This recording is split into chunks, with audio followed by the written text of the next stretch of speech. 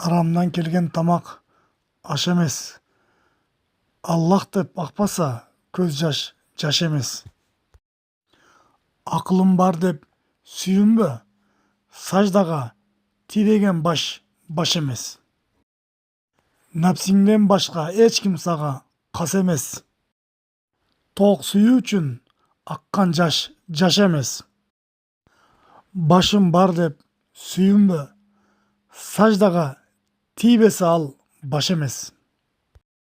Дегендей, адам баласы 40 жаштан өткеннен кейін төө ашудан түшіп жатқан мезгілің көбірек сүннет амалдарға жана ибадатқа бекем болса, ақыры жаман болады. 40 жаштан кейін жаштарға теңеліп ойнай тұрған емес, ақыретті ойлай тұрған құраққа келдік. Қыздарға тиішіп, жаш балдарға күлкі болбой, жаштарға үлгі бола тұрған кезге келдік.